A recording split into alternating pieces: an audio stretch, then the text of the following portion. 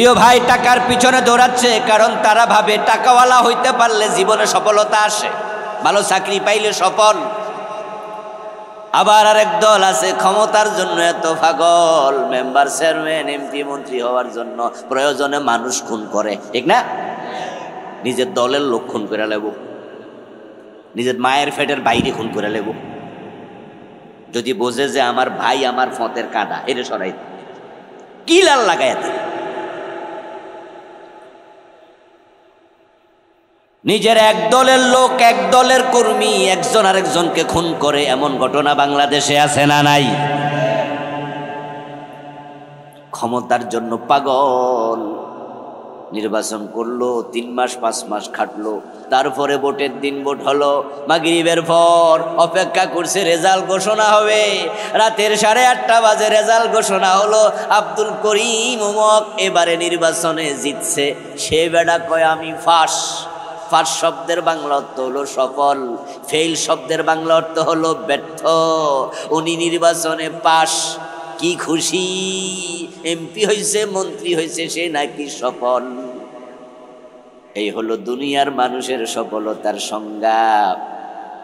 অথচ সফলতার মূল নাম হলো জান্নাত। আখেরাতের সফলতাই আসল সফলতা, এর সাথে দুনিয়ার টাকা ক্ষমতার কোনো সম্পর্কই নাই। এই জন্য অর্ধ দুনিয়ার সম্রাট ফারুক আজম ওমর রাদিয়াল্লাহু তাআলা আনহু বলছেন, মানে তাজ্জাবি মাকানিহি ফালিয়ানজুর ইলা ফিরাউন ওয়া মানে তাজ্জাবি মালিহি ফালিয়ানজুর ইলা কারুন ইন্নামাল ইজ্জাতু বিত্তাকওয়া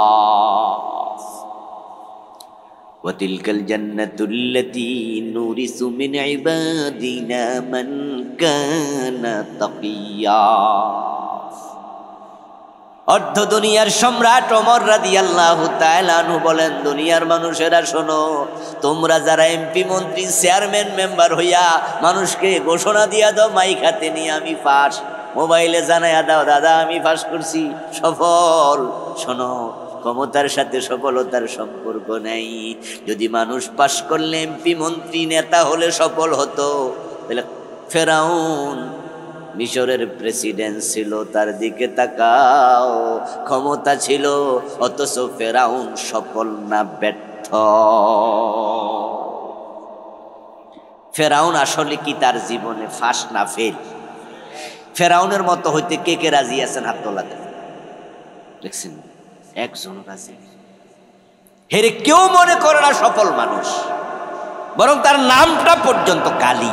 কেউ কাউকে ফেরাউন বললে খুশি হয় না, রাগ করে, বরং এটা সাথে সাথে ফিরাই দেখো তুই ফেরাউন আমি না।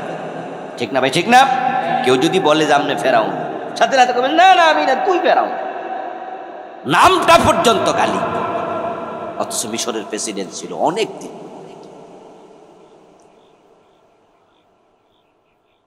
তার লাশটাকে পর্যন্ত আল্লাহ তাআলা পচতে দেন নাই, গলতে দেন নাই, হাঙ্গর তিমিকে খেতে দেন নাই, অথচ সে ডুবে মরছে সাগরে। সাগরের মাঝে কি তিমি মাছ নাই? হাঙ্গর নাই? ৩১০০ বছর পানির মাঝে ভাসমান ছিল, কোন হাঙ্গর তিমি তাকে গিলে নাই, খায় নাই, ইভেন তার লাশটা পচে নাই। তার লাশটাকে আল্লাহ রেখে দিয়েছেন আমাদের শিক্ষার জন্য। ফেরাউনের লাশ এখনো আছে তো নাকি? হ্যাঁ, মিশরের জাদুঘরে কায়রো শহরে আমি দেখে এসেছি, আমিও গিয়েছিলাম কয়েক বছর আগে।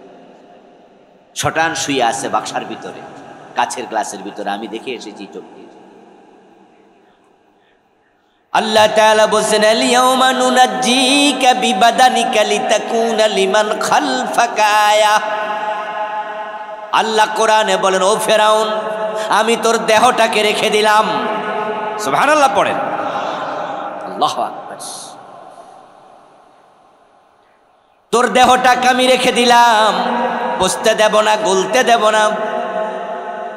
ফেরাউন যখন পানিতে ডুবেছিল, একা ডুবছিল না, সাথে সঙ্গী ছিল, কিন্তু সবাই পচে গেছে, গলে গেছে, সবার লাশ পানির সাথে মিশে গেছে, ফেরাউনেরটা পচে গলে নেই।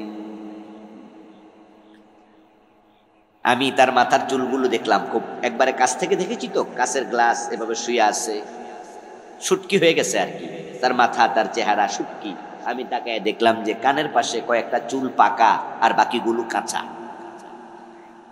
এই ৩১০০ বছরে চুলগুলা পর্যন্ত ঝরে নাই, চুলগুলা পর্যন্ত আছে।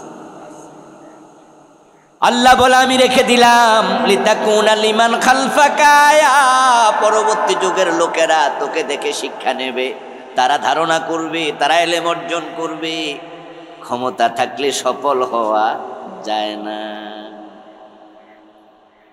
ওমর বলেন ওমান ইতাজ্জা বিমালিহি ফালিয়ানজুর ইলা কারুন, আর কেউ যদি পয়সাওয়ালা হয় তাহলে তো মনে করে সে সফল হয়ে গেছে। ওমর বলে না না, যদি পয়সাওয়ালা সফল হতো তাহলে কারুনের দিকে তাকায়া দেখো। কারুন অনেক ধনী ছিল, কিন্তু আল্লাহ তার সকল সম্পদ সহ তাকে মাটির নিচে ধসিয়ে দিয়েছেন। কারুনের সম্পদ এত বেশি ছিল, কোরআনে আল্লাহ তাআলা তার প্রসঙ্গ আলোচনা করতে গিয়ে সূরাতুল কাসাসে বলেছেন ও আতাইনাহু মিনাল কুনুজ, আল্লাহ বলে কারুনকে আমি গুপ্তধনের ভান্ডার খুলে দিয়েছিলাম। তারপরে আল্লাহ বলে তার এত সম্পদ ছিল, তার লকার, আলমারি, তার ধনাগার এগুলোতে সম্পদ রাখতো। এগুলোর যে চাবি ছিল, ওই চাবি বহন করার জন্য একদল লোক ছিল, চাবির ভারে যাদের গর্দান নুয়ে যেত। কিন্তু সেই কারুন তাম পৃথিবীর মানুষের কাছে কৃপণ হিসাবে পরিচিত, ঠিক না?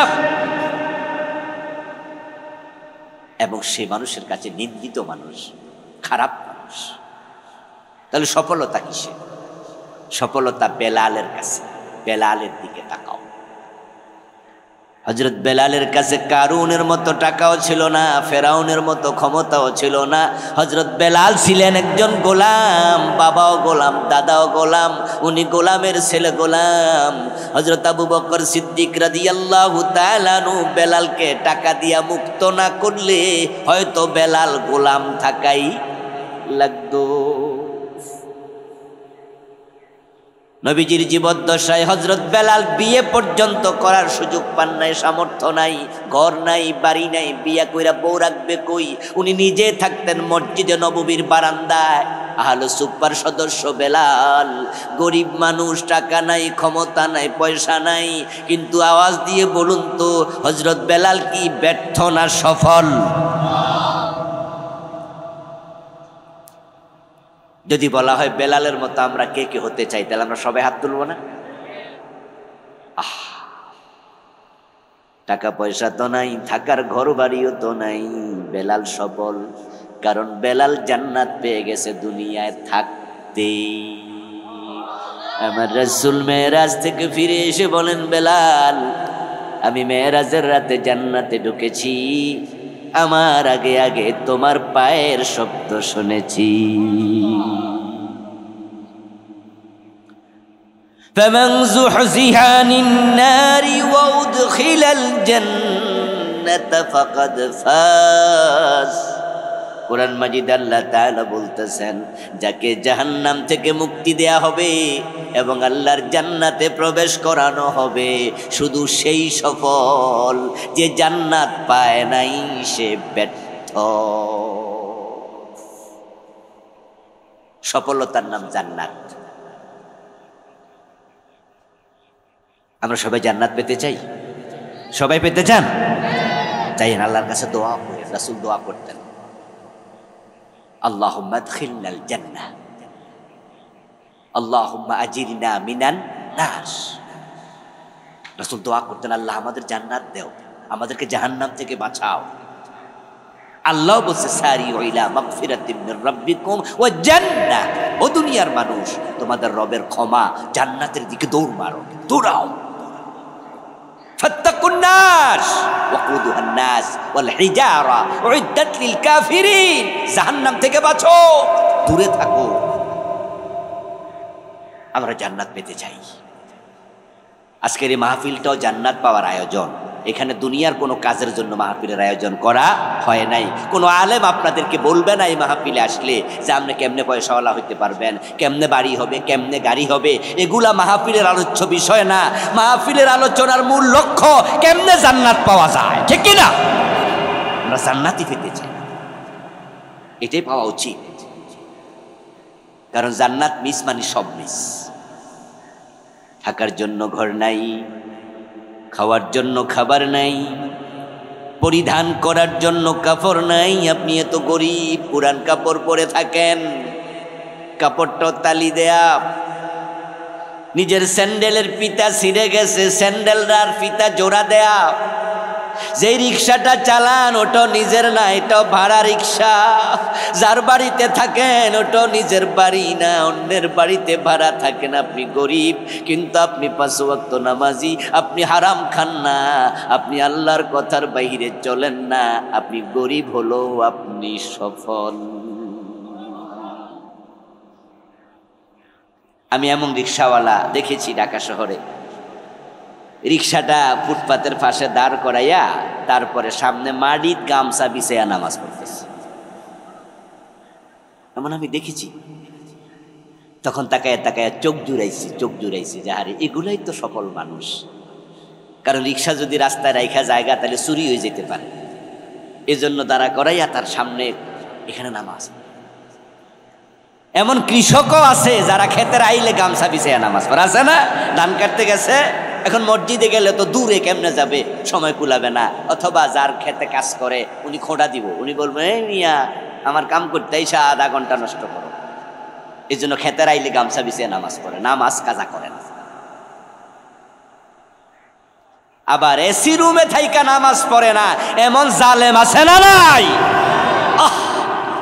বড় হতবাগা যে নামাজ পড়লো, যে সুদ খাইলো, হারাম খাইলো, বড় হতবাগা। আমরা আল্লাহর জান্নাত পেতে চাই, জান্নাত পাওয়ার জন্যই মাহফিলে আসছি আমরা। কিন্তু জান্নাত কি চাইলে পাওয়া যায়? এত মাগনা না, এত সোজা না। সূরা বুরুজের 11 নম্বর আয়াতে কারিমাতে আল্লাহ তাআলা যারা জান্নাত পাবে তাদের 2টি শর্ত, 2টি বৈশিষ্ট্য বলেছেন। এই 2 শর্ত মানলে জান্নাত পাওয়া যাবে। এই 2টা বৈশিষ্ট্য নিজের জীবন আত্মস্থ করলে, আমল করলে আল্লাহ নিজে বলছে লাহুম জান্নাত, আমি তাদের জন্য জান্নাত দেব। এখন 2টা শর্ত, 1 নাম্বার ঈমান, 2 নাম্বার নেক আমল। এই 2 শর্ত পালন করলে আল্লাহর ঘোষণা সে জান্নাতি। ঈমান লাগবে এবং নেক আমল লাগবে।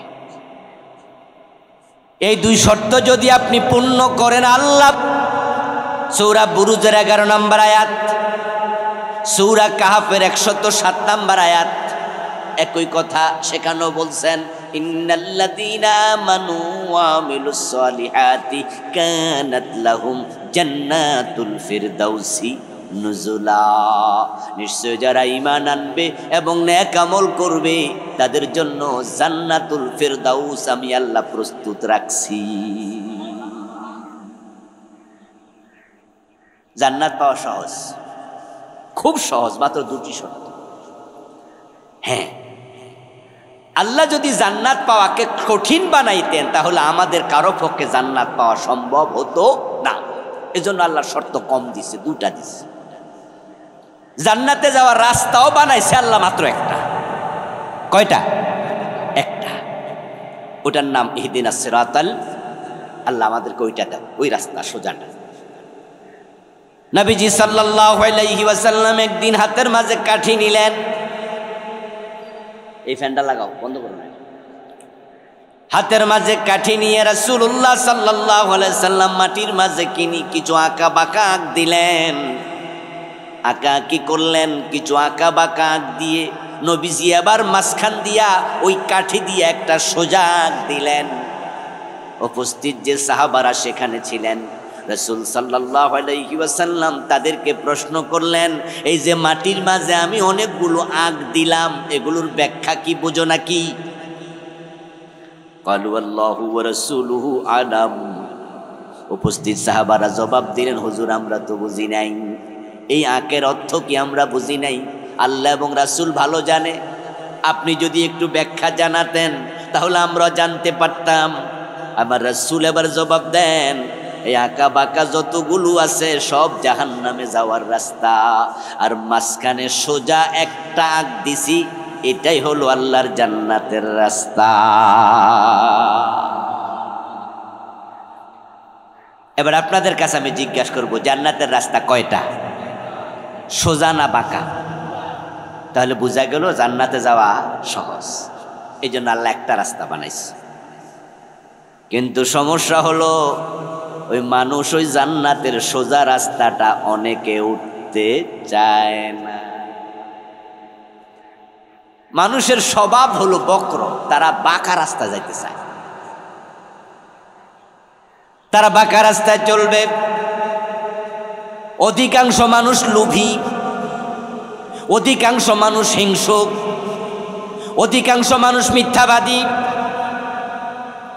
নিজের ঘরের সুন্দরী বউ রাইখা অন্যের কালা মাইয়ার দিকেও তাকায়, ঠিক না? ঘরে সুন্দরী বউ আছে, আরেকজনের মাইয়া কালা, এটা যায় রাস্তা, নিজের বউয়ের দিকে না চাই ওটার দিকে চাইব। এত খারাপ তাদের চোখ।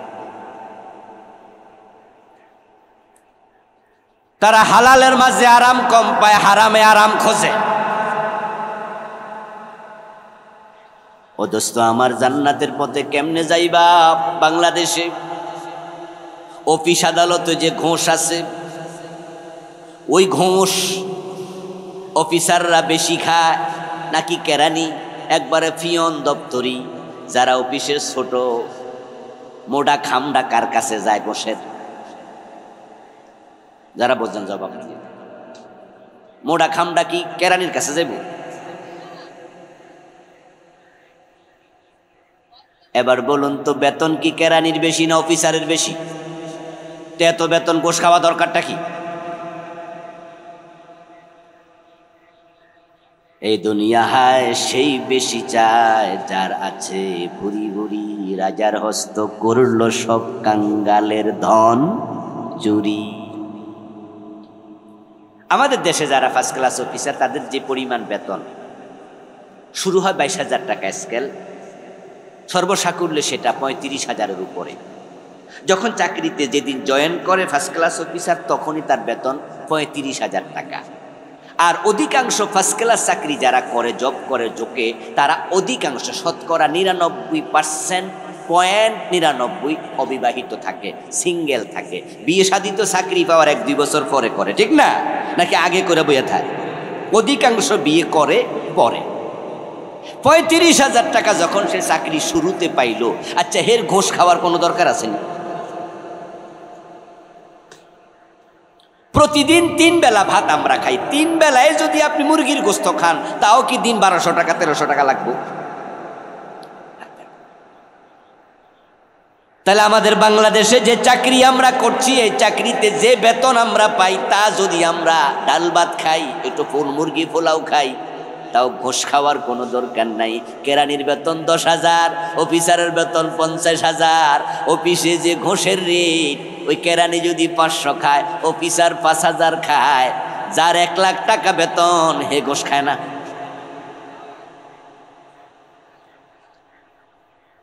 এসালম গ্রুপের নাম শুনছেন?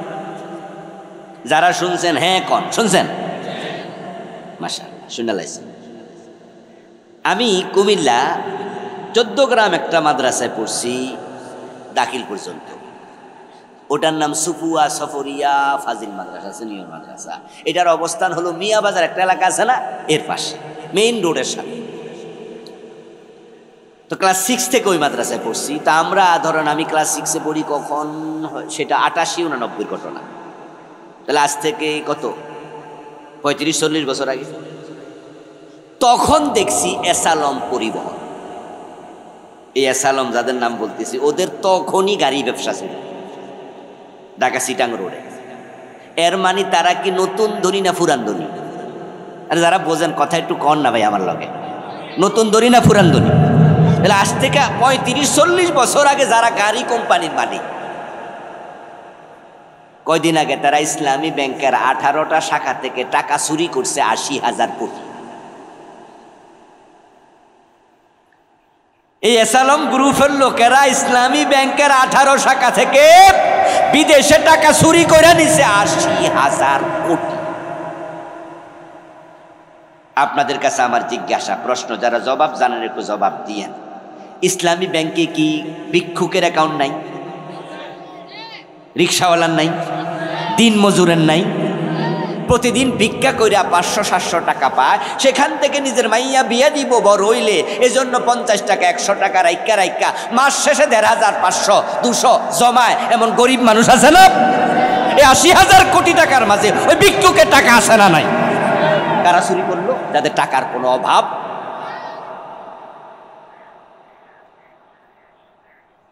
আহা, আজ থেকে মাস 3-4 আগে এসালম গ্রুপ অফ কোম্পানি, শালম সাহেব এবং তার ভাইয়েরা যারা আছে, ওদের মা মারা গেছে। বাবা আগে নাই, মা মারা গেছে কিছুদিন আগে। মা মারা যাওয়ার পরে ওনাদের যে কয়েকজন ভাই ছিল, একজনও মায়ের জানাজায় আসতে পারে নাই, কারণ তারা তো দেশেই নাই। ওই যে বেগম সাহেবের লগে পলাইছে, বেগম সাহেব ইন্ডিয়া, ওরা অন্য জায়গায়, দেশ থেকে পালিয়ে গেল। মা মারা গেল, মায়ের শেষ নিঃশ্বাস ত্যাগের দৃশ্য দেখা, একটু কথা বলা, মায়ের কবরে এক মুঠ মাটি দেয়া, সেটাই সৌভাগ্য হলো না। এই লোভ তাদেরকে এত ধ্বংস করছে, দুনিয়ার শান্তি পর্যন্ত নষ্ট করে দিয়েছে। আখেরাত তো উপায় নাই, মানুষের সম্পদের হিসাব করায় গন্ডায় আল্লাহর কাছে দিতেই।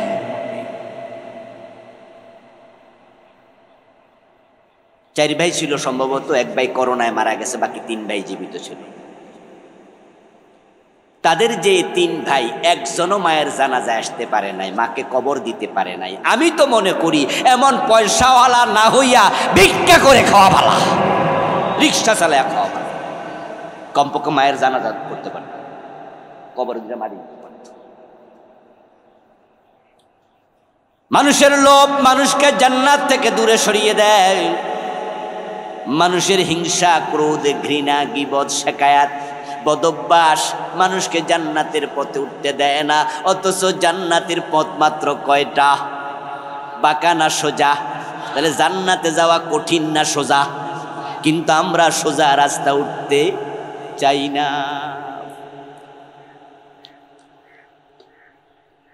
দুটি শর্ত পূর্ণ করলে জান্নাত মিলে যাবে। প্রথম শর্ত ঈমান, দ্বিতীয় শর্ত নেকামল। এখন বাংলাদেশে 2 শর্তের বড় অভাব। টুপিওয়ালা আছে, দাড়িওয়ালা আছে, পাজামা পাঞ্জাবি পাগড়িওয়ালা আছে, হাজি আছে, নামাজি আছে, কিন্তু ঈমানওয়ালা বড়ই কম। ঈমানওয়ালার বড় অভাব। আর যার ঈমান নাই, সে জান্নাত পাওয়ার কোনো সম্ভাবনাও নাই।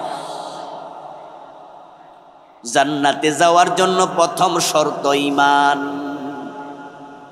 এই যে আমার সামনে আপনারা বসে আছেন, এখানেও কত বেঈমান, কত মুশরিক, কত কাফের আমি জানি না।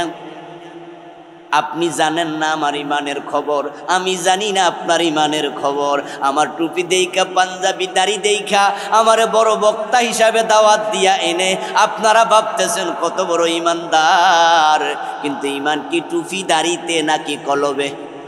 তো কলবের খবর জানেন নাকি?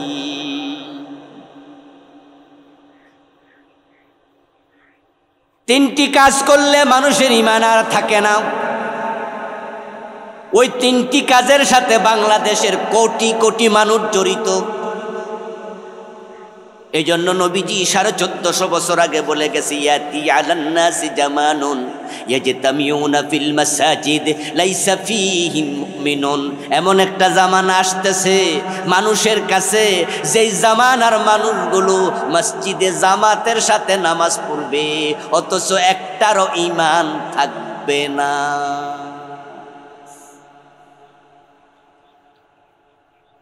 নামাজ পড়বে জামাতে, একজনেরও ঈমান থাকবে না। ইমাম সাহেবও বেঈমান, কাফের, মুয়াজ্জিনও কাফের, মুসল্লি সব হবে কাফের। এমন জামানা আসবে।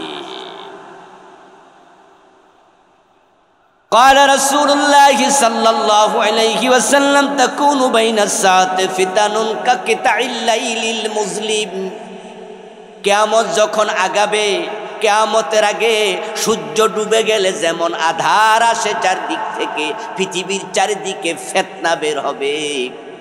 ইউসবিহু ফিহার রাজুলু মুমিনান ফায়ুমসি কাফিরা, ওই ফিতনার জামানায় মানুষগুলো সকাল বেলায় মুমিন থাকবে, সন্ধ্যা বেলায় কাফের হয়ে যাবে। নামাজি কাফের, রোজাওয়ালা কাফের, টুপিওয়ালা দাড়িওয়ালা হাজি টাইপ কাফের। ভাই ফ্যানটা আমার বরাবর দিও, একটু কষ্ট করে আমার বরাবর। রাশেদ খান মেনন, হাসানুল হক ইনু, নাম শুনছেন? হয় নাই ভাই, আবার হয় নাই, তুমি ওইদিকে বেশি দিয়ে দিচ্ছ, চোখটা ঠিক করো না, আমার বরাবর দাও না। এবার হয়েছে, আল্লাহ রে ধরো না। রাশেদ খান মেননের নাম শুনছেন? হাসানুল হক ইনুর নাম শুনছেন? এ দুইজন 2-3 বছর আগে হজ করছে। রাষ্ট্রীয় মেহমান হিসাবে দুইজন একসাথে হজে গেছে। অথচ দুইজন কি ডানপন্থী রাজনীতিবিদ না বামপন্থী? যারা জানেন তারা কথা বলেন। আচ্ছা, আমরা ওরা বাম বলি না, নিজেরা বলে ইয়েস, তারা হলো বামপন্থী, লেফটিস্ট। ওদের রাজনীতির মূল মন্ত্রই হচ্ছে সমাজতন্ত্র। তারা পুঁজিবাদ বিরোধী রাজনীতি করে, সমাজতান্ত্রিক রাজনীতি। এই জন্য ওদের দলের নাম বাসদ, জাসদ, নাম শুনছেন? বাসদ, বাংলাদেশ সমাজতান্ত্রিক দল, বাংলাদেশ কমিউনিস্ট পার্টি, এই জাতীয়। ওরা বলে আমরা কমিউনিস্ট, আমরা বাম। ওরা লেনিন, কার্ল মার্কস, ওদের পূজারী, ওদের অনুসারী। নবী মুহাম্মদকে তারা অনুসরণ করে না। ওরা ঘোষণা দিয়া দলের নাম কমিউনিস্ট। ওরা চীনপন্থী, রাশিয়াপন্থী, শিক্ষিত মানুষরা জানার কথা। অথচ দুইজন হজে গেছে, নামের আগে আলহাজ। যদি কোনো ব্যক্তি নবী মুহাম্মদকে অনুসরণ না করে লেনিনকে করে, কার্ল মার্কসকে করে, ইমানদার না বেঈমান? অথচ দুইজন হাজি। নবীজি বলছেন তো, ইয়াজতামিউনা ফিল মাসাজিদি লাইসা ফীহিম মুমিন, এমন জামানা আসবে মসজিদে জমা হবে, একত্রিত হবে, তাসবিহ পড়বে, জিকির করবে, নামাজ পড়বে, কিন্তু ইমানদার থাকবে না। নবীজি বলছেন এমন যুগ আসবে, ওই যুগ আসবে না রে ভাই, অলরেডি এসে। কারণ এমন মসজিদ আমি চিনি যে মসজিদের ইমাম কাফের, মুয়াজ্জিন কাফের, মুসল্লি সব কাফের, আমি চিনি। যদি আপনি চিনতে চান তাহলে আপনি ঢাকার বকশীবাজারে যান, মাদ্রাসা বোর্ডের পাশে দেখবেন যে আহমদিয়া মুসলিম জামাতের মসজিদ, কাদিয়ানীদের মসজিদ, ইমামও কাদিয়ানি, মুয়াজ্জিনও কাদিয়ানি, মুসল্লি কাদিয়ানি, নামাজ পড়ে 5 ওয়াক্ত। আওয়াজ দিয়ে বলুন তো, কাদিয়ানি মোমেন না কাফের? গোলাম আহমদ কাদিয়ানের জন্ম 1835 সন, আজ থেকে প্রায় 250 বছর আগে।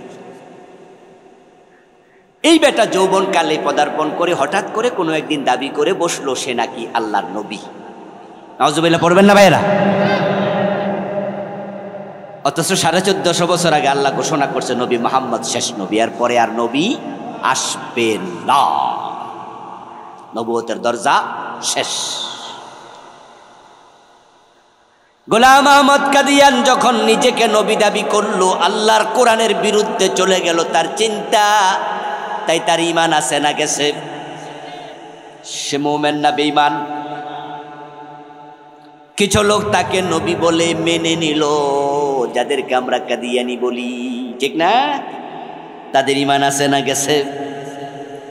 এখন তারাও 5 ওয়াক্ত নামাজ পড়ে, তারাও আমাদের মতো টুপি মাথায় দেয়, পাঞ্জাবি গায়ে দেয়, তারাও কোরআন পড়ে, এবং তাদের মুয়াজ্জিন যখন আজান দেয় তখন আশহাদু আল্লা ইলাহা ইল্লাল্লাহ আশহাদু আন্না মুহাম্মাদার রাসূলুল্লাহ এই কালেমা আজানের মাঝে কানে আঙ্গুল দিয়ে জোরে জোরে বলে।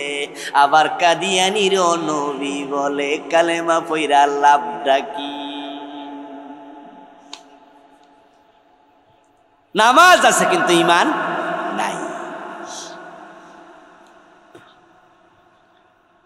অনেকে মনে করে কাফের হওয়ার জন্য মনে হয় কোরআন শরীফ মানি না, এটা কইতে হবো না রে দোস্ত। এ কোরআন যদি কেউ বলে মানি না তাহলে সে কাফের নিশ্চয়ই। যদি কেউ বলে আমি 15 পারা মানি তাহলে সে কি কাফের, বাকি 15 পারা মানে। যদি কেউ বলে 29 পারা মানি, 1 পারা মানি না, সে কি। যদি কেউ বলে 1 অক্ষর মানি না, সে কি। বাকিটা মানি না কোনো লাভ নাই। মুমিন তুমি তখন হবে বিসমিল্লাহর বা থেকে মিনাল জিন্নাতি ওয়ান নাসের সিন পর্যন্ত এই কোরআনে যা আছে সব মানতে হবে, 1 অক্ষর বাদ দেয়া যাবে না, সব মান, সব সব। অঙ্কের মতো আর কি, 10 লাইনের অঙ্ক। এক ছাত্র পরীক্ষা দিছে, 9 লাইন ঠিক লিখছে, 1 লাইন ভুল লিখছে, 10-এ কত পাইব? আরেকজন লেখে নাই, সে কত পাবে? খেয়াল করেন, 9 লাইন ঠিক লিখছো তাও তুমি 0, কেন ভুল করলা? আরেকজন লেখে নাই, সেও 0। এটাই অঙ্কের নিয়ম। কোরআনের উপরে পুরা বিশ্বাস আনো, এক জায়গায় প্যাঁচ লাগাইবা, পুরা জীবন 0 হয়ে যাবে।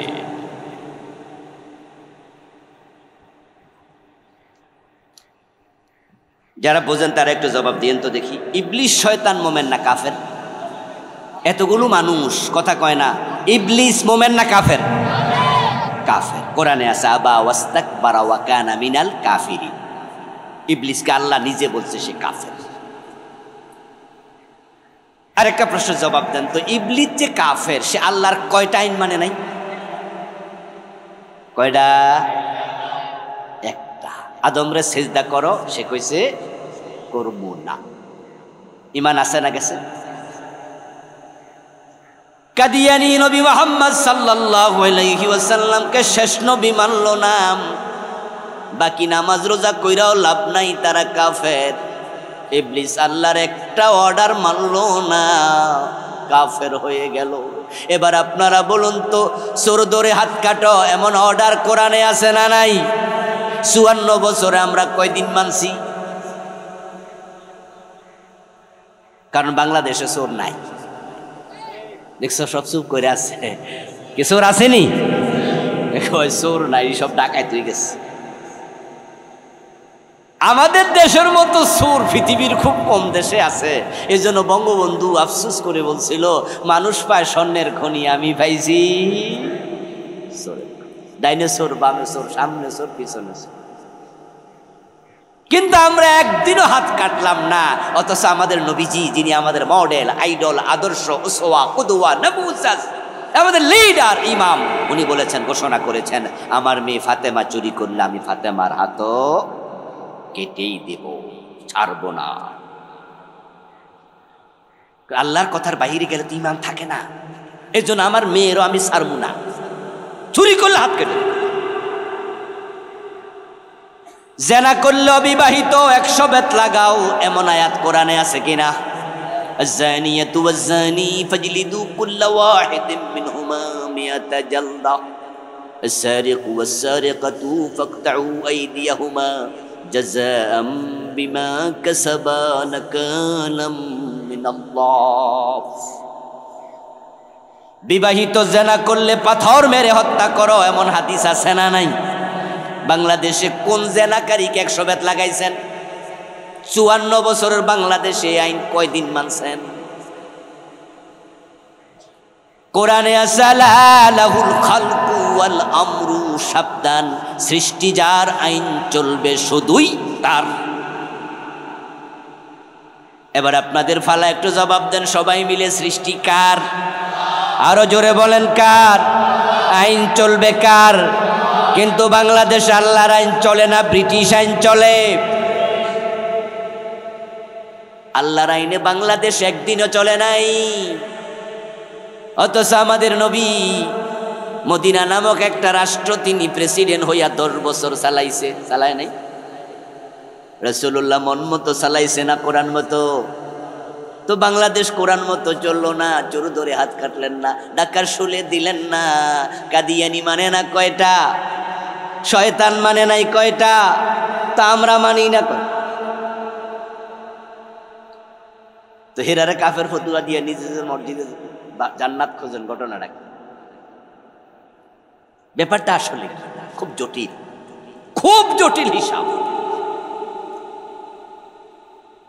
এই জন্যই তো আমরা আপনাদের ওয়াজের ময়দানে এসে বলছি জান্নাতের পথে আসো। আমার ওয়াজের কারণে কালকে বাংলাদেশ ইসলাম কায়েম হয়ে যাবে না, কোরআনের আইন চলে আসবে না, এটা এত সোজা না। এজন্য প্রয়োজন হচ্ছে জিহাদ মুজাহাদা সমন্বিত প্রয়াস। কবে কায়েম হবে আমি জানি না, কিন্তু ওয়াজগুলো এজন্যই করি কেউ আসুক আর না আসুক আমি একা আসি, আমি জাহান্নামে যেতে চাই না, আমি জাহান্নামে যেতে চাই, আমি বেঈমান হয়ে মরতে চাই না। জান্নাতে যেতে হলে ঈমান বাঁচাও, ঈমান। তিনটি কাজ করলে ঈমান চলে যায়। এক নাম্বার কুফর, দ্বিতীয়টা হচ্ছে শিরক, তৃতীয়টা হচ্ছে নেফাক ইতিকাদি। এই তিনটার সাথে সম্পৃক্ত হবেন না। বাংলাদেশে তো রাষ্ট্রীয়ভাবে কুফরি গত 15 বছরে প্রমোট করছে। আপনারা তো আমাদের ওয়াজ শুনে মনে মনে ভাববেন যে এই হুজুররা শুধুমাত্র ওই সরকারের বিরুদ্ধে মনোবাজ করতে আসে। ও ভাই না, ওদের সাথে আমাদের দ্বন্দ্ব নাই। এই যে বিএনপি ক্ষমতায় আসতে চাচ্ছে, বিএনপি ক্ষমতায় এসে যদি বলে দেয় যে আমরা কোরআন দিয়ে বাংলাদেশ চালাবো, আমরা হুজুররা আলাদা কোনো দল আর করব না, আমরা বলবো আমরা তোমাদের সাথে আছি। আমরা তো কোরআনের দরকার, কোরআনের আইন দরকার, ঈমানের কারণে জান্নাতের প্রয়োজন। 2023 জানুয়ারির 1 তারিখ যখন প্রাইমারি আর হাই স্কুলের বই বিতরণ করলো, বই হাতে পাওয়ার পরে ক্লাস 7-এর বই, ক্লাস 6-এর বইতে, তখন দেখা গেল বিবর্তনবাদ ঢুকাইছে। বিবর্তনবাদ ঢুকাইছে সেটা হলো মানুষের পূর্বপুরুষ নাকি বান্দর আছিল। এ কথা কি আপনারা শুনেছিলেন? 2023-এর বই গত সরকার ঢুকাইছিল, মানুষ বান্দর আছিল। যদি কেউ বিশ্বাস করে মানুষের প্রথম ব্যক্তি আদম না, প্রথম ব্যক্তি বান্দর, আল্লাহর কসম ঈমান সাথে সাথে শেষ। কারণ মানুষের প্রথম ব্যক্তি আদম আলাইহিস সালাম, এই আলোচনা আল্লাহর কোরআনে আছে না নাই? তো যখন আপনি বলবেন যে না বান্দর, তাহলে তো কোরআনের উপরে বিশ্বাস আর। এই থিওরিটা দিয়েছিল ডারউইন নামে একজন নাস্তিক। কি নাম তার? ডারউইন। ও নাকি গবেষণা করে দেখছে যে মানুষের লগে বান্দরের চেহারার মিল আছে। এই জন্য হে কয় যে আসলে মানুষ মানুষ আসিল না, মানুষ বান্দর ছিল। বান্দর গাছে গাছে লাফালাফি করতে করতে লেজ পড়ে গেছে, তারপরে কোনো একদিন হেসকা টান দিয়া খারাইছে আর মানুষ হয়ে গেছে। আল্লামা সাইদি রহমতুল্লাহ আলাই এক মাহফিলে বলছিলেন যে গবেষণার আগে কি পরিমাণ গাঁজা খাইছে আল্লাহ জানে। হয়তো যা খাইছিল এটার মেয়াদ আসিল না, মেয়াদ উত্তীর্ণ গাঁজা খাইছিল। আচ্ছা, যদি মানুষের চেহারার সাথে বানরের মিল থাকাতে বানর থেকে মানুষ হয়, পৃথিবীতে এখন কি বান্দর নাই? তো মানুষ হয়েছে কয়টা? আচ্ছা, আমরা ঢাকা সিরি এখানে বান্দর আসেনি, তো কয়টা মানুষ? বান্দরবনে গেলে তো বান্দর আছে, হিলটেক্সে গেলে। পাবদা মাছের সাথে কি বোয়াল মাছের একটা চেহারার মিল আছে না? এই জন্য আমরা কোনোদিন কইছি যে বোয়াল মাছের পূর্বপুরুষ পাবদা মাছ। হাজি ওই পাগলে থিওরি দিছে, দেখা পাগল পাগলামি করে, আমরা মাথা গামাইনি জানি। কিন্তু যখন সিলেবাসে ঢুকাইলো এখন আর থেমে থাকা যায় না, এবং ঢুকাইছে সেন্সিটিভ জায়গায়, ক্লাস 6-এ। ওরে বাবা দেখেন 1-2-তে দেয় নাই, কারণ 1-2-তের পোলাপান এগুলো বুঝবেও না, নেবেও না। স্যারে ক্লাসে কইব, পোলাপান ক্লাসে 7-11 চকলেটের পাতার মতো পালাই দিব। স্যারে কি কইছে, জাগা মানুষ বান্দর আসিল না ঘোড়া আসিল, মানুষের ব্যাপার। আবার ক্লাস ইন্টারমিডিয়েটে দেয় নাই, SSC-তে দেয় নাই, কারণ পোলাপানের ঘাড় মোটা। আমাদের বাচ্চারা কোনো টিচার যদি ক্লাসে পড়ায় যে মানুষ আগে বান্দর আসিল, পোলাপান কয়ে দিব আপনার বাপ দাদা আসিল। কিন্তু ক্লাস 6-এর পোলাপান ঘাড়ও তেরা হয় নাই, আবার 1-2-র মতো অবুঝো না, ওদেরকে গিলানো সহজ। এই থিওরি যদি ক্লাস 6-এ চালাইয়া দিতে পারত, আমাদের কোটি কোটি মুসলমানকে ক্লাস 6-এ বেঈমান বানাই দিত। কি জঘন্য পরিকল্পনা ছিল। এই জন্য গত 15 বছর আপনারা দেখবেন শিক্ষা সিলেবাসে যত অফিসার ছিল অধিকাংশ হিন্দু। জানেননি আপনারা? বোর্ডে যত অফিসার ছিল 20 জন বড় বড় অফিসার বলবেন 14 জন 15 জন 13 জনই হিন্দু। ইভেন মাদ্রাসা বোর্ডে পর্যন্ত হিন্দু ঢুকাইছে, কারণ মুসলমানদেরকে দিয়ে তো এগুলো ঢুকাইতে পারবে না। আমরা আলেমরা দেখলাম যখন 2023-এর জানুয়ারির 1 তারিখে বই আসলো, আমরা বিরোধিতা শুরু করলাম, মাহফিলগুলোতে বললাম, ইউটিউবে, ফেসবুকে, আলোচনায়, প্রেস ক্লাবে ভালো করে যখন বলা শুরু করলাম, তখন এবার দীপুমণি আপনাদের এলাকার মন্ত্রী ছিলেন, উনি শিক্ষামন্ত্রী, উনি একটা কমিটি বানাইছে। কমিটি বানাইয়া তারপরে তিনি কমিটির মাধ্যমে যখন দেখছে কথা তো ঠিক, হুজুররা তো ঠিকই কইতাছে, তখন তিনি আবার সার্কুলার জারি করছে, ওই অংশ পড়ানো যাবে না। আপাতত আমাদের পোলাপান কাফের হওয়া থেকে বেঁচে গেল। এবার আসো 2024, গত বছর 2024-এর 1 তারিখ জানুয়ারি আবার নতুন পাঠ্যপুস্তক দিল। ওটার মাঝে ঢুকাই দিছে আরেক কুফর, LGBTQ, শরীফ শরীফার গল্প, হোমোসেক্স, সমকামিতা। ছেলে যদি নিজেকে মেয়ে দাবি করে তাহলে সে মেয়ে, কোনো মেয়ে যদি নিজেকে ছেলে দাবি করে তাহলে সে ছেলে। শরীফ শরীফার গল্পের আদলে আরেক কুফর ঢুকাইয়া দিছে। আপনাদের কাছে আমার জিজ্ঞাসা, ছেলে মেয়ে আমরা নিজে নিজে হইছি না আল্লাহ বানাইছে? তো আপনি যদি নিজেকে মেয়ে দাবি করেন অথচ আল্লাহ বানাইছে আপনাকে ছেলে, আপনার মুখে দাঁড়িয়ে উঠছে, আপনার পুরুষের যে বুকের পশম আছে, আপনার পুরুষের পুরুষাঙ্গ, আপনার যৌনাঙ্গ, আপনার ডিজাইন, আপনার মাথার চুল, দেখেন যে আমাদের মাথার চুল এক পর্যায়ে গিয়ে আর বড় হয় না, এই দাড়ি এক পর্যায়ে আর লম্বা হবে না। একজন মহিলাকে আল্লাহ তার ডিজাইনে বানাইছে, আপনি হঠাৎ করে বলবেন যে না আমি পুরুষ না আমি মহিলা, তাহলে তো আল্লাহর সৃষ্টির সাথে, সিস্টেমের সাথে যুদ্ধ ঘোষণা শামিল। এটা ঢুকাই দিয়েছি 2024 ক্লাস 7-এর বইতে, এখনো আছে। এবারে শুধু আইসা ইউনূস সরকার সরাইছে। আমার প্রিয় ভাইরা, কুফরি কত অভাব নাই। আমি বই লিখছি এ নিয়ে, আমার এই বইয়ের নাম দিছি ঈমান, কুফর ও নিফাক। বাংলাদেশে চলমান 56টা কুফর লিখছি আমি। কয়টা বলবো? কথা তো অনেকগুলো বলতে হবে। কুফর নিয়ে শেষ, পড়বেন। আমার গাড়িতে রাইবারের কাছে বই আছে, আমার লিখা 8টা বই আছে আলহামদুলিল্লাহ। কত রাইটার লিখেছে, পড়বেন। এলেম শিখা নফল না ফরজ? ফরজ। আপনি জানেন না কিন্তু কুফর করেছেন, ঈমান শেষ। আপনি জানেন না আপনি শিরকে আছেন, ঈমান শেষ। বাংলাদেশে তো শিরকের অভাব নাই, বন্যার পানির মতো সব জায়গায় শিরিক। বর্ষাকালে যখন বন্যা হয় তখন খালে বিলে নদীতে পুকুরে ডোবাতে সাগরে যেখানে যাবেন পানি মিলে। রাস্তা যদি একটা গর্ত থাকে ওই গর্তের মাঝেও পানি জমা থাকে। ঠিক শিরিক গ্রামে গঞ্জে শহরে নগরে সব জায়গায় শিরিক মিলে। যেখানে একটা বন্ড পীরের মাজার আছে ওই এলাকায় শিরকের বাজার মিলে গেছে। না জেনে মানুষ শিরিক করছে। নেতারা মাইক হাতে নিয়ে নির্বাচনের আগে ঘোষণা করবে জনগণ সকল ক্ষমতার উৎস। এই স্লোগানটা আপনারা শোনেন নাই কোনোদিন? ডাইরেক্ট শিরিক। অথচ এটা সংবিধানে আছে, আমাদের লিখিত সংবিধান। ডক্টর কামাল যেটা লিখছে, এই দেশের সার্বভৌমত্ব আইন একটা অংশ আছে সংবিধানের। ওই সার্বভৌমত্ব আইনের অংশে ডক্টর কামাল মিয়া তার পরিষদকে নিয়ে লিখছে, যারা তাকে হেল্প করেছে সংবিধান লিখাতে, যে সার্বভৌমত্বের মালিক জনগণ, সকল ক্ষমতা তাদের হাতে। অথচ আল্লাহ কোরআনে বারবার বলছে আকাশ এবং জমিন সবটার ক্ষমতা একক কার হাতে? সব ক্ষমতার মালিক কে? এটা ঈমান। আর জনগণ ক্ষমতার উৎস, এটা শিরিক, এটা কুফর। ঈমান শেষ। আল্লাহ বলছেন আন্নাল কুওয়াতা লিল্লাহি জামিআ, সব ক্ষমতার মালিক হলেন আল্লাহ।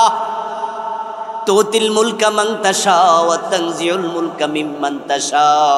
তুমি তো এমন এক আল্লাহ, যাকে চাও ক্ষমতা দাও, যাকে চাও সরাইয়া দাও।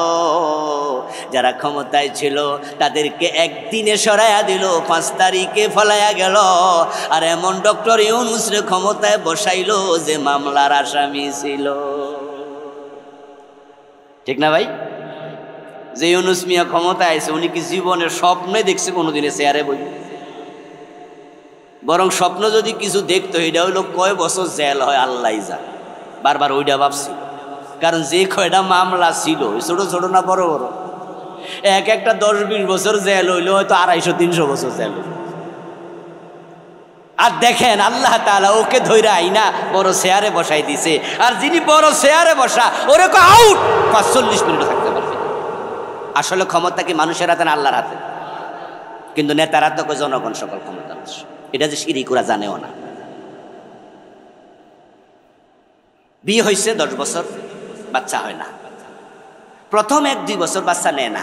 অনেক পোলাপান দেখবেন নতুন যারা ইয়াং বিয়ে করে, ইয়াং দম্পতি বাচ্চা নেয় না। কিরে বাচ্চা নেয় না? কয় না এখনো উনি লেখাপড়া করে, আর নেবো আর কি, কিছুদিন যাক না। ওষুধ খাইতে খাইতে নারী বই জ্বালায় এলায়, পরে আর হয় না। 3-4 বছর পর ওষুধ খাওয়া শুরু, এখন ওষুধ খাইলে হয় না। 5 বছরের মাথা হুজুরের কাছে দৌড়াদৌড়ি শুরু, হুজুর পানি ভরা দেন, পানি ভরাও কামায়। এবার মায়ের দোয়া, বাপের দোয়া, ফিরের দোয়া সব শেষ। বাংলাদেশের এলোপ্যাথিক শেষ, হোমিওপ্যাথিক শেষ, বনাজি শেষ, মন খারাপ, 10 বছর শেষ, বাচ্চা তো হয় না। অফিসে বসে আছে, মন খারাপ, মন খারাপ। কলিগ জিজ্ঞাসা করে, কি ভাই যান মন খারাপ কেন? বলে ভাই গতকালকে অ্যাপোলো হাসপাতালে আপনার ভাবিরে নিয়ে গেছিলাম তো কিছুদিন আগে, রিপোর্টটা পাইছি গতকাল। ডাক্তার বলে যে আপনাদের বাচ্চা যে কেন হয় না, রিপোর্টে কিচ্ছু আসে নাই, বুঝিও না। আপনার ভাবি সারা রাত কাঁদছে, আরে আমি বুঝি মা ডাক শুনবো না। আমারও ভাই মনটা বড় খারাপ, টাকা পয়সা আল্লাহ বাড়ি গাড়ি সব দিছে, একটা বাচ্চা দিল না।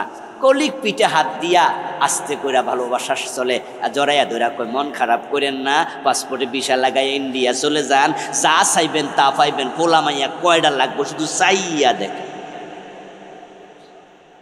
ওরে বাবা, আমি একটা পাই না, তুমি কয়েক ডজন হয়ে যাবে। ইন্ডিয়া গেলে পোলা মাইয়া পাবো কোথায়?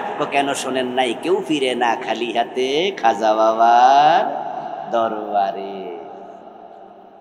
ছেলে মেয়ে চাওয়ার জন্য খাজা বাবার কাছে যায় এমন লোক কি নাই? সব হিন্দু, বৌদ্ধ। বাইজিদ বোস্তামি চলে যায়। বাইজিদ বোস্তামি রাহেমাহুল্লাহ, ওনার কবরের পাশে দেখলাম কয়েকটা গাছ, আমিও দেখতে গেছিলাম। দেখি যে লাল কাইতন বাইন্দা গাছের চিকন বানাইলিস, ওখানে নাকি কাইতন বানলে ফোলা হয়। আজিব আজিব। এর পাশে বিশাল পুকুর সামনে দেখলাম, পুকুরের মাঝে এক এক কচ্ছপের ওজন হইব 20 কেজি, 30 কেজি, 50 কেজি, এত বড় বড় কচ্ছপ। এক মহিলা দেখলাম কচ্ছপরে কয়, বাবা বাবা কাছে আইও। কচ্ছপ নাকি এর বাবা। পাউরুটি হাতে নিয়ে কচ্ছপরে খাওয়ায়, কচ্ছপে খাইলে নাকি বাচ্চা হয়, মনের এরাদা পূর্ণ হয়। প্রিয় ভাই, সন্তান দেয়ার মালিক খাজা বাবা। সন্তানকে দেয়, তুমি চাইলা কার কাছে? খাজা বাবার কাছে। ঈমান শেষ, এটাই শিরিক। কোরআনে আল্লাহ বলে, ইয়াহাবু লিমান ইয়াশাউ ইনাসাও ওয়া ইয়াহাবু লিমান ইয়াশাউ যুকুরা আও ইউযাউযুহুম যুকরানাও ওয়া ইনাসা ওয়া ইয়াজআলু মান ইয়াশাউ ওয়াকিমা। আওয়াজ দিয়া বলেন সুবহানাল্লাহ। কোরআনের আয়াত শোনাচ্ছি তো, সুবহানাল্লাহ বললে আল্লাহ খুশি হবে। আল্লাহর কথা, আল্লাহ বলে আমি যাকে চাই ছেলে দেই, আমি আল্লাহ যাকে চাই মেয়ে দেই, আমি যাকে চাই ছেলেও দেই মেয়েও দেই, আবার আল্লাহ যাকে চাই একটাও। আল্লাহ বলে আমি দেই, আর ও কয় খাজা বাবা আমার একটা ছেলে দাও। আজীব মানুষ। মাইনুদ্দিন চিশতি রহমতুল্লাহ আলাইহির কাছে গেলে নাকি খালি হাতে ফিরে না। তাই খাজা বাবার কাছে ছেলে চায়, মেয়ে চায়, চাকরি চায়, টাকা চায়, পয়সা চায়। অনেকে অসুস্থ হলে ঔষধ খাইয়া সারে না, ওনার কাছে গিয়া বলাল, ও খাজা বাবা আমার তুমি রোগ মুক্ত করে দাও। নাউজুবিল্লাহ। ও আমার প্রিয় ভাই, এই লোকটা আবার জোহরের আজানের পরে ওযু করে মসজিদে ঢুকে নিয়ত বেঁধে বলে, ইয়াকা না'বুদু ওয়া ইয়াকা নাস্তাঈন, আল্লাহ আমি শুধু তোমার ইবাদত করি, শুধু তোমার কাছে চাই। আসমানের মালিক তখন বলে মিথ্যুক, শুধু আমার কাছে যদি চাইতি, কিছুক্ষণ আগে খাজার কাছে কি চাইলি?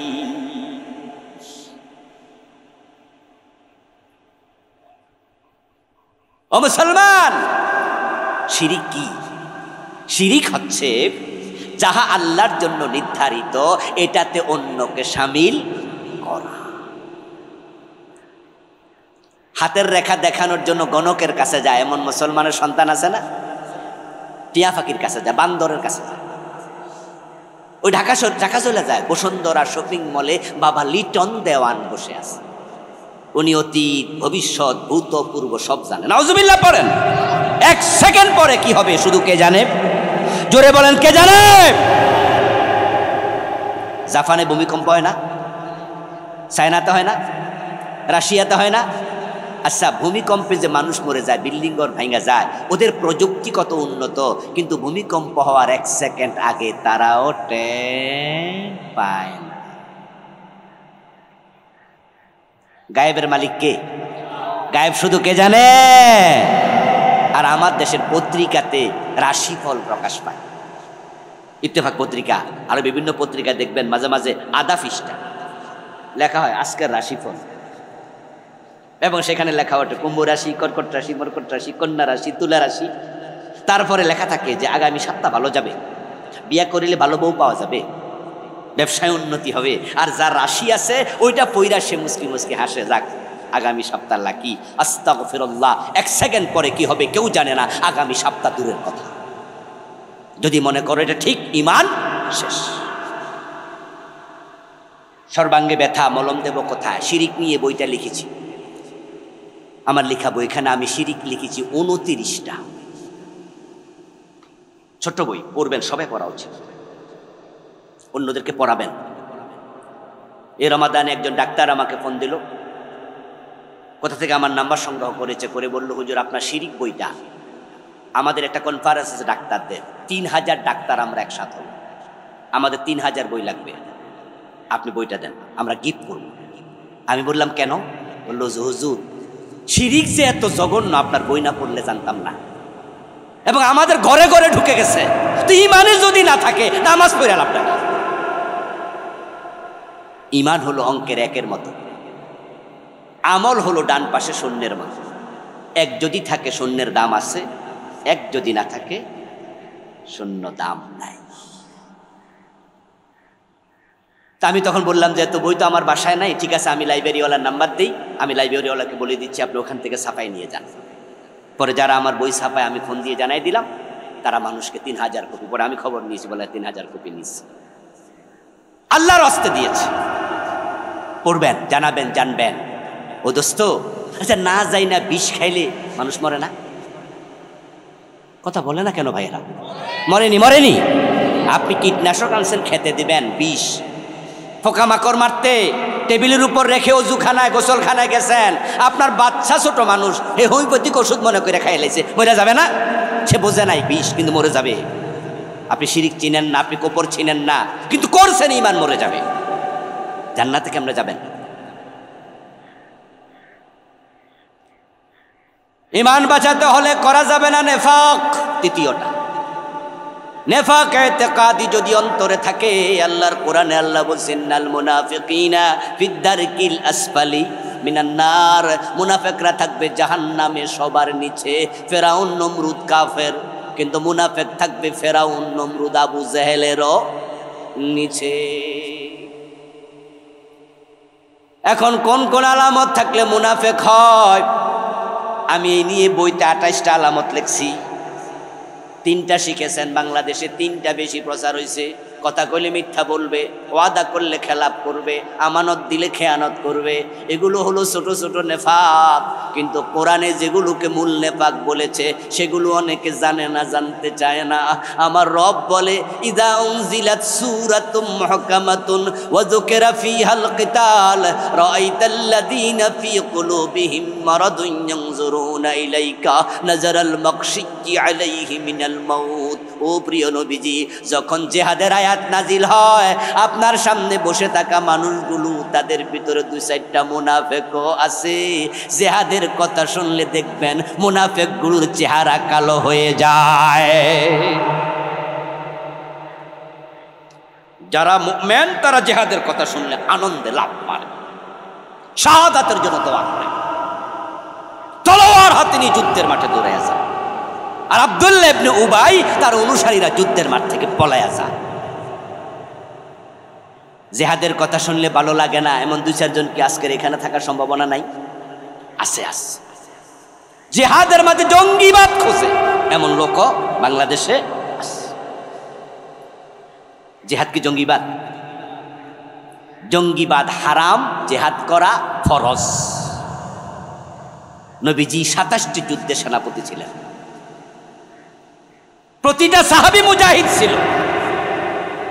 আমরা মুসলমানরা যখন থেকে জিহাদ ভুলে গেছি তখন থেকে বিশ্বব্যাপী মাইর খাওয়া শুরু। আর মুসলমানের এক হাতে ছিল কোরআন আর এক হাতে ছিল তলোয়ার। মুসলমান কোরআনের বাহিরে চলে নাই, কোন অন্যায়কে বরদাস্ত করে নাই।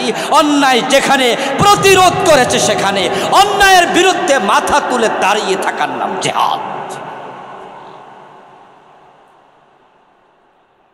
কোন 200 কোটি মুসলমান পৃথিবীতে আছে, ফিলিস্তিনের লোকেরা মাইর খাবে কেন? এই মাইর খাবে কেন? 200 কোটি মুসলমান পৃথিবীতে আছে, মায়ানমার থেকে 14-15 লাখ বাংলাদেশের উখিয়া সীমান্তে কক্সবাজার আইসা ভিক্ষা করবে কেন? ওখানে আমি গিয়েছি অনেকবার। কাঁটাতারের বেড়া দিয়া ওদেরকে ভিতরে রাখা হয়েছে। ইউনাইটেড নেশন ওদেরকে টাকা দেয়, ত্রাণ দেয়, ভিক্ষা দেয়, ওরা হাত পেতে পেতে খায়। ওদের বাড়ি তো মায়ানমারে ছিল। কোন অপরাধে আসছে? অপরাধ শুধু ঈমান, ইসলাম। তাদেরকে সরাই দিছে মায়ানমারের জানোয়ারগুলো, এই বৌদ্ধগুলো ইসলাম মানার কারণ, মুমিন হওয়ার কারণ। আমরা 250 কোটি মুসলমান যদি মাথা তুলে দাঁড়ায় যাই, একটা চিৎকার দেই, একটা হুমকি দেই, 57টা মুসলিম রাষ্ট্র, ওআইসির সদস্য, 65টা মুসলিম রাষ্ট্র তামাম দুনিয়াতে, 250 কোটি মুসলমান। পাকিস্তানের পরমাণু অস্ত্র আছে, তুরস্কের কাছে সুসজ্জিত সৈন্য আছে, সৌদি আরব কাতারের কাছে কোটি কোটি ডলার আছে। আমরা আছি যুবকেরা লাখ লাখ কোটি কোটি মুসলমান একসাথে যদি বলে ইসরায়েল থেমে যা, না হয় তোদের বিরুদ্ধে আমরা যুদ্ধ ঘোষণা করলাম, একটা ধমকে ইসরায়েল থামতে বাধ্য হবে। কিন্তু একসাথে হয়ে একটা ধমক দিছে, মানে আমরা জিহাদ ভুলে গেছি। ঈসা নবী আসতেছে, কিন্তু আমি কিছুক্ষণ আগে বলেছি বেশি দিন হয়তো বাকি নাই। ঈসা আলাইহিস সালাম আসমান থেকে একা একা নামবে, ফেরেশতার কাঁধে ভর দিয়ে। সিরিয়ার কোন মসজিদে দামেস্কের পাশে, তারপরে সেই দেখবে ইমাম মাহদী আলাইহিস সালাম একদল মুজাহিদ নিয়ে বসে আছে ঈসা নবীর অপেক্ষায় দাজ্জালের সাথে যুদ্ধ করার জন্য। ঈসা নবী মুজাহিদ নিয়ে আকাশ থেকে আসবে না, একা আসবে। অনেক মুজাহিদ রেডি থাকবে, সবাই একসাথে হয়ে ইহুদির বিরুদ্ধে, দাজ্জালের বিরুদ্ধে যুদ্ধ করে বাবে লুত নামক জায়গায় দাজ্জালকে হত্যা করবে।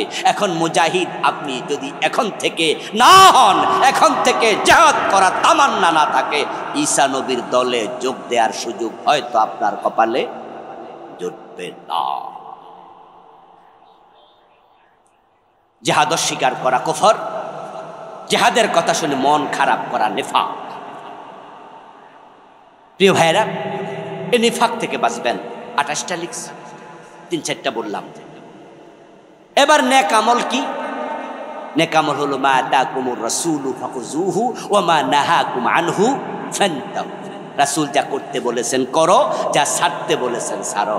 কিন্তু আমরা করি আলহামদুলিল্লাহ, অনেক কাজ, নামাজ পড়ি, রোজা রাখি, হজ করি, যাকাত দেই, টুপি আছে, দাড়ি আছে, কিন্তু ছাড়তে বলেছে সুদ। সব নামাজি সুদ ছাড়ছে। নামাজ পড়ে সুদ খায় এমন নামাজি নাই, নামাজ পড়ে ঘোষ খায় এমন অফিসার নাই, হাজি সাহেব বোনের জমি দখল করে আছে, বোনের জমি দেয় না এমন হাজি গাজি নাই, ওজনে কম দে, মালে বেজাল দে, বেটার মাথায় টুপি। হারাম যদি আমল বাঁচবে না, হারাম খেলে আমল কবুল হবে না। নবীজি বলছেন মানিশতারা সাওবাম বিআশা, দেখতে ভালো লাগতেছে, যারা দাঁড়িয়ে আছেন তারা বসলে আরো ভালো লাগবে। আমরা শুরুতে দোয়া করছি আমাদের ফিলিস্তিনের মুসলমানদের জন্য।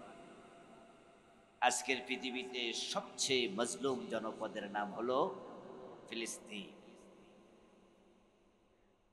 আল্লাহ তাআলা তাদেরকে স্বাধীনতা দান করুন, বলেন আমিন। গত এক বছরে 1 লক্ষের কম বেশি মানুষ শাহাদাত বরণ করেছে। গাজা, রাফা, খান ইউনুস সহ ফিলিস্তিনের বিশাল একটি এলাকা এখন পৃথিবীর সবচেয়ে বড় কবরস্থানে পরিণত হয়েছে। হাজার হাজার টন বোমা তাদের মাথায় নিক্ষেপ করা হয়েছে। তাদের জন্য দোয়া ছাড়া আমাদের আর কিছু করারও নাই। আল্লাহ তাআলা তাদেরকে তাড়াতাড়ি জালেমের জুলুম থেকে মুক্ত করে দিন। মসজিদে আকসাকে আল্লাহ মুসলমানের হাতে ফিরিয়ে দিন। আমরা হতাশ নই। ইন্নাল্লাহা আলা কুল্লি শাইইন কাদির। সবার উপরে সর্বময় ক্ষমতার মালিক হলেন আল্লাহ।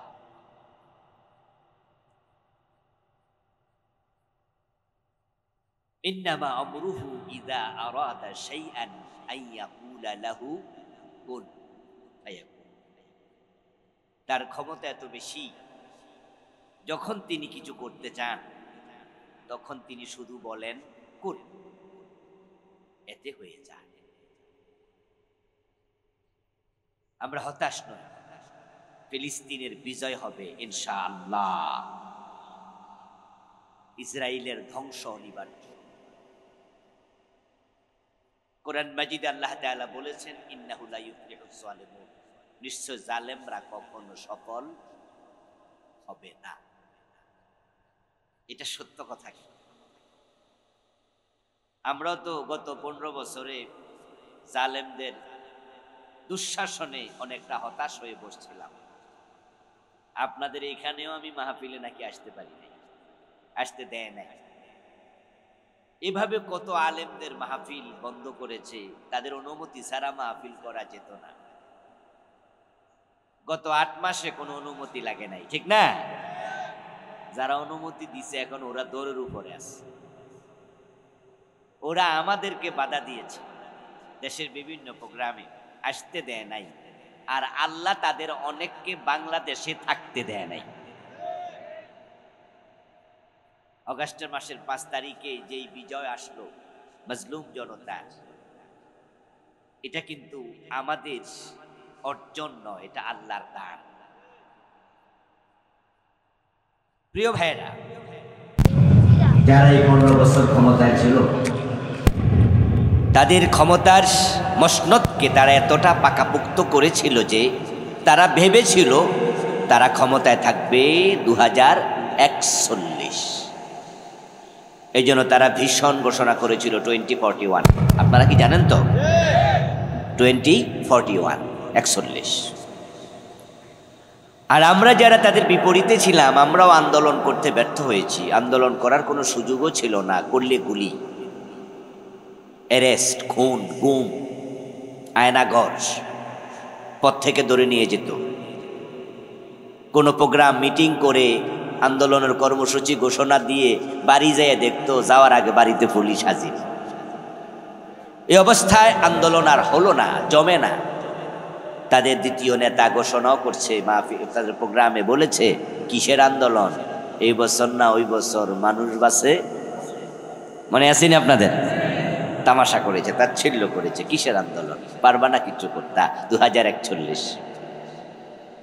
তো আজকে ইসরায়েল মনে করছে ফিলিস্তিনকে তারা উকুন যেভাবে নখে তুলে মারে মহিলারা, ইসরায়েল ভাবছে ফিলিস্তিনকে নখে তুলে ফিসে মারবে। পারবে না ইনশাআল্লাহ। জালেমরা সফল হয় না, যেমন গত 15 বছরে জালেমরা সফল হয়নি। তারা 10-12 জন নেতাকে ফাঁসি দিয়েছে। কয়েক হাজার মায়ের বুক খালি করেছে, গুলি করেছে, কিন্তু রেজাল্ট হয়েছে এমনভাবে পালাইছে, রান্না করা দুপুরের খাবার খেয়ে পালানোর সময় পায় নাই। ঠিক না? কিসের 2041? সেনাবাহিনী প্রধান বলে, ম্যাডাম 45 মিনিটও নেই, 41 সন্ত দূরের কথা। আল্লাহর ক্ষমতা এত বেশি, আমরা আশাবাদী অচিরে ফিলিস্তিন স্বাধীন হবে, মুক্ত হবে। ঈসা আলাইহিস সালাম আসমান থেকে নামতে বেশি দিন বাকি হয়তো আর নেই। এমন একটা সময় পৃথিবীতে আসবে, ইমাম মাহদী এবং ঈসা আলাইহিস সালাম তারা দুজনে মিলে দাজ্জালকে হত্যা করবে। ইহুদিরা দাজ্জালের অনুসারী হবে। তামাম পৃথিবীর জমিন একটা ইহুদি থাকবে না, পৃথিবীর 1 ইঞ্চি জমিন বাকি থাকবে না যেখানে কালেমার পতাকা উড়বে না।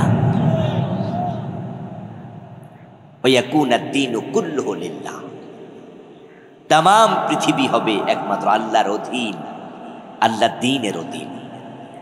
আমরা সেদিনের অপেক্ষা করছি।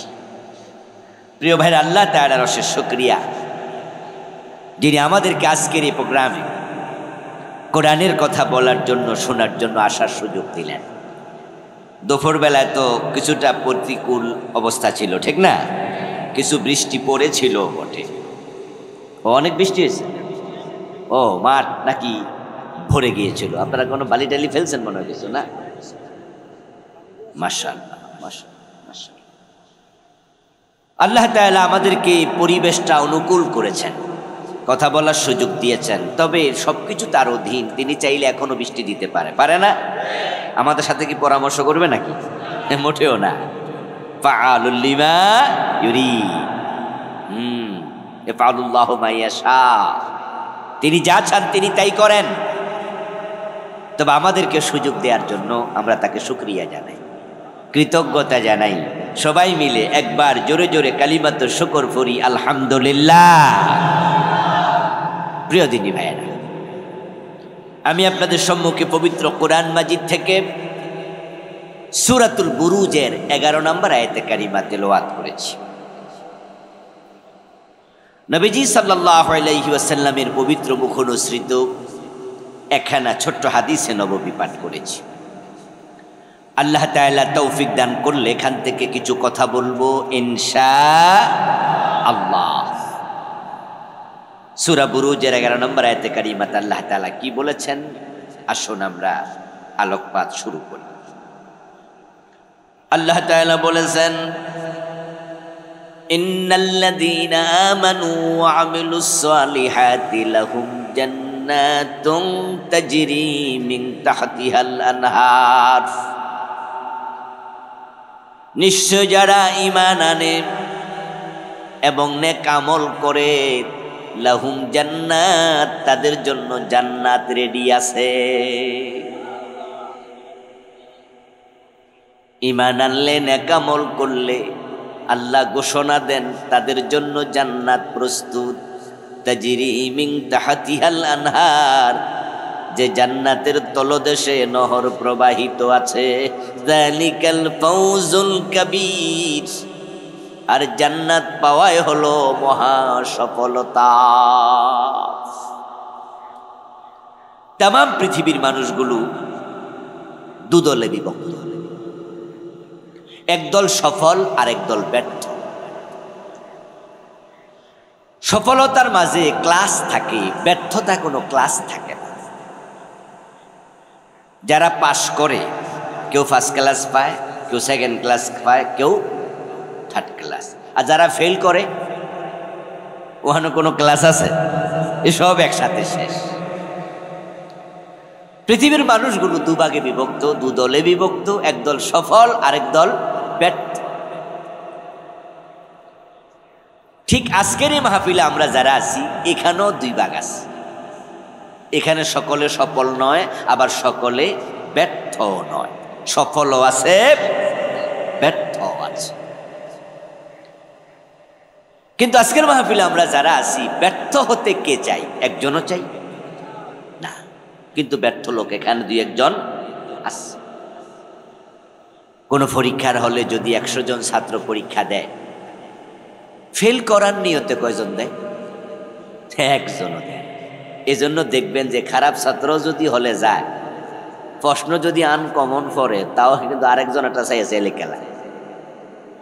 যদি আরেকজন একটা চাইয়া লেখার সুযোগ নাও ছাড়ে দেয়, তার হরো মাথা তোলা দিয়েছে, কারণ সেও ফেল করতে চায় না।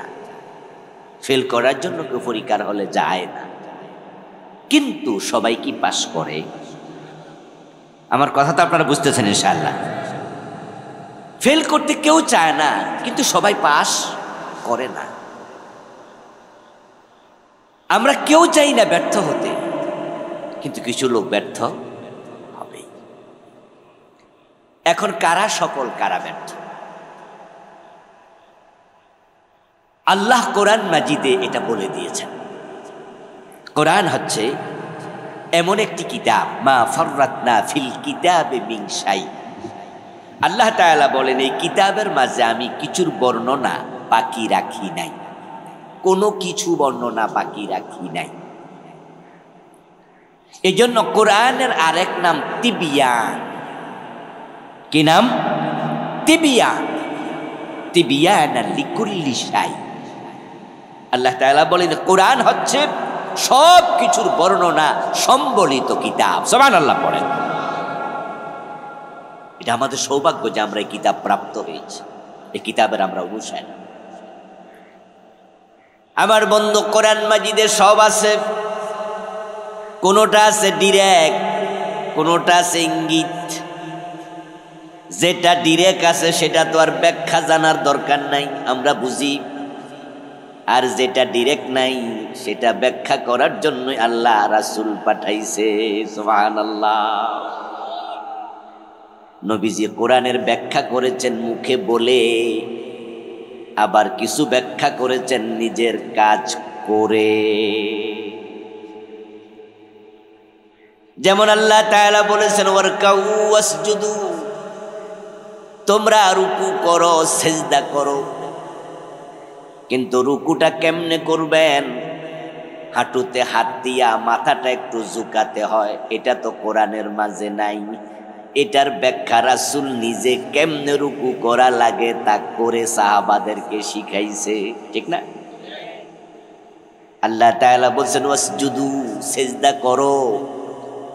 কিন্তু সিজদা করার সময় দুই হাত, দুই হাঁটু, দুই পায়ের নখ, আঙ্গুল, কপাল এবং নাক মাটিতে ঠেকাইয়া এইভাবে উপর হইয়া থাকা লাগে।